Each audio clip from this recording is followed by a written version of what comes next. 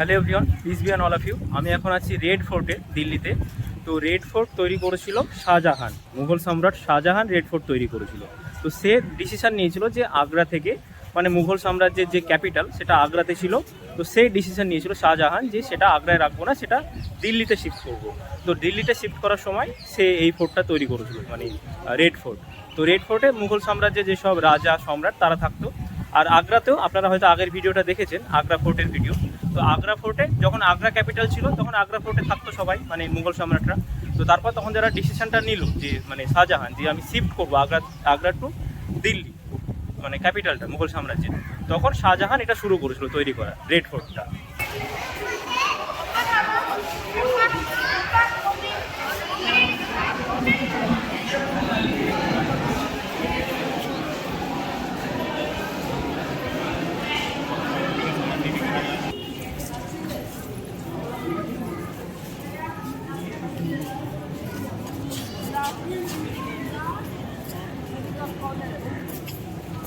এই যে রেড ফোর্টটা, লাল কেল্লা বা দুর্গ যেটাকে বলা হয়, ফোর্ট মিনস কেল্লা বা দুর্গ।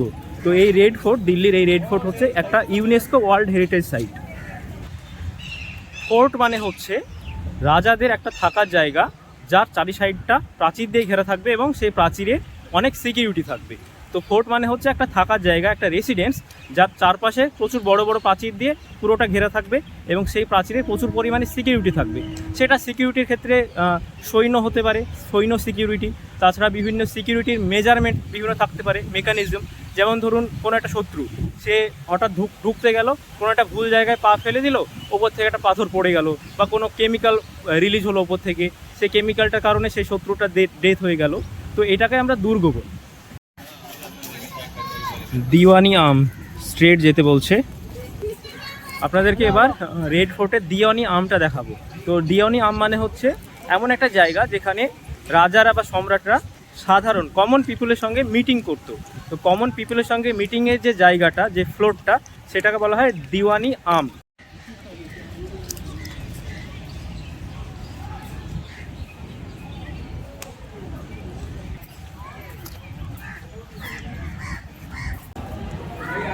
তো ফাইনালি দিওয়ানি আম পেয়েছি। আমি যে ফ্লোরে আছি এখন, এটাই হচ্ছে দিওয়ানি আম।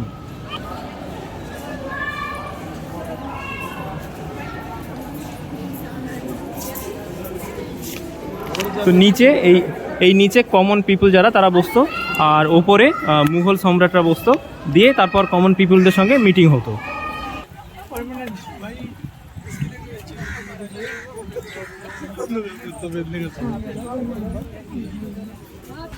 এই যে এই স্ট্রাকচারটা, এইটা হচ্ছে দিওয়ানি খাস, মানে এখানে রাজাদের সঙ্গে তাদের যারা স্পেশাল পার্সন, তো তাদের মধ্যে মিটিং হতো। রাজা তাদের স্পেশাল পার্সনদের মধ্যে মিটিং হতো এখানে দিওয়ানি খাসে। হ্যাঁ, টিকিট। ফোর্টে এন্টার করার জন্য আপনাকে টিকিট কাটতে হবে। তো টিকিটের price 56 rupees, Indian rupees, for on adult. তো আমার টিকিটটা ছিল ফোর্ট প্লাস মিউজিয়াম। তো আপনি যদি মিউজিয়ামটা না দেখতে চান তাহলে সেটা আপনার মানে কিছুটা কম হবে শুধু ফোর্ট দেখতে গেলে। আর আমার ফোর্ট প্লাস মিউজিয়াম ছিল, তো সেটার প্রাইস ছিল 56 Indian rupees for on adult. এটা ইন্ডিয়ানদের জন্য।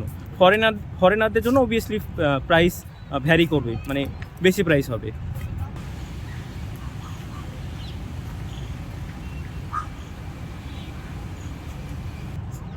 তাজমহল এবং আগ্রা ফোর্টের মতোই রেড ফোর্টও আপনি অনলাইনে টিকিট বুক করতে পারবেন, অফলাইনেও পারবেন এখানে এসে, অ্যাজ ওয়েল অ্যাজ আপনি অনলাইনেও বুক করতে পারবেন।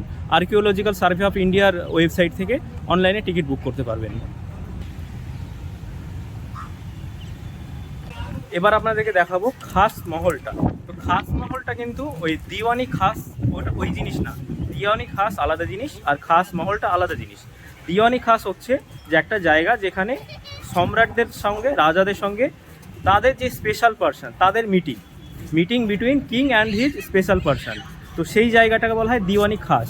আর খাস মহল হচ্ছে এমন একটা জায়গা যেখানে কিং বা রাজারা বা সম্রাটরা বসতো এবং এন্টারটেনমেন্ট করতো। যেমন তারা ওই খাস মহলে কী করতো, ধরুন কোনো অ্যানিম্যাল আছে, হাতি আছে, তার সঙ্গে হয়তো সিংহর একটা লড়াই করিয়ে দিল, এবং সেই লড়াইটাকে, সেই ফাইটটাকে সেই রাজারা দেখতো আর এন্টারটেন করতো। তো খাস মহল যেটা, সেটা হচ্ছে এন্টারটেনমেন্টের একটা জায়গা কিংদের। এই যে স্ট্রাকচারটা, এইটা হচ্ছে খাস মহল।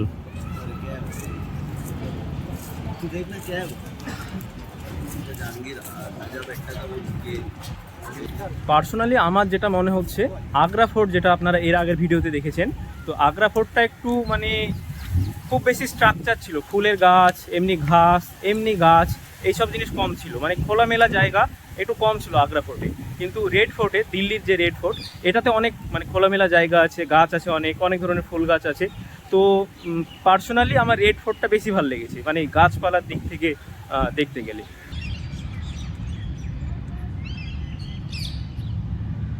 এই যে স্ট্রাকচারটা, এটার নাম হচ্ছে নাহার-ই-বিহিস্ত। তো এই টোটাল স্ট্রাকচারটা লম্বা করে একদম পরপর আছে, যেটা এইটা হচ্ছে নাহার-ই-বিহিস্ত। তো তো বেসিক্যালি আমার যেটা মনে হলো যে নদী থেকে, রিভার থেকে জল নিয়ে আসা হতো, তোলা হতো, দিয়ে এই যে টোটাল লম্বা স্ট্রাকচার এখানে রাখা হতো। তারপর এখান থেকে আরও যেসব প্যালেসের বিভিন্ন স্ট্রাকচার আছে সেগুলোতে নিয়ে যাওয়া হতো জল, ফলে ওই প্যালেসের বিভিন্ন স্ট্রাকচারকে ঠান্ডা রাখতে সাহায্য করতো।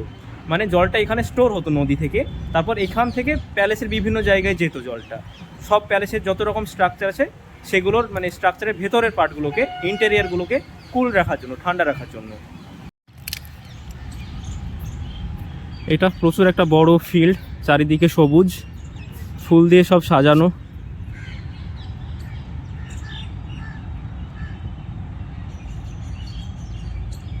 এইটা হচ্ছে রংমহল। তো রংমহল বেসিক্যালি একটা অ্যাপার্টমেন্ট, যারা কিং ছিল, মুঘল যারা সম্রাট, তাদের এইটা ছিল অ্যাপার্টমেন্ট।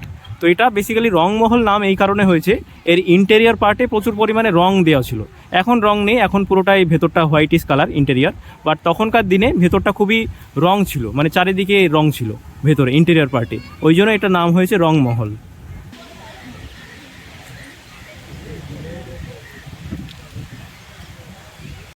এইটা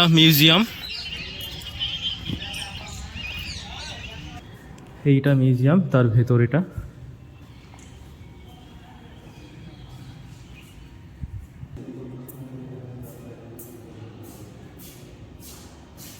সামনে এটা হচ্ছে নিউজ পেপার, তখনকার সময়ের নিউজ পেপার। এইটা হচ্ছে বাহাদুর শাহ জাফর, তার এটা পেন হোল্ডার, এর মধ্যে তার পেন থাকতো, কলম থাকতো।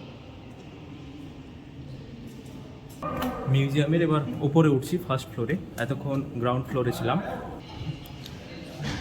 এইটা হচ্ছে বাহাদুর শাহ জাফরের ড্রেস।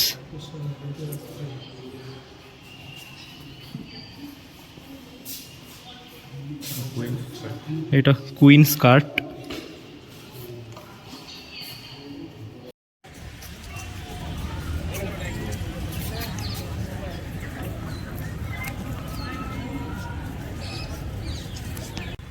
আশা করি রেড ফোর্ট আপনাদের ভালো লেগেছে।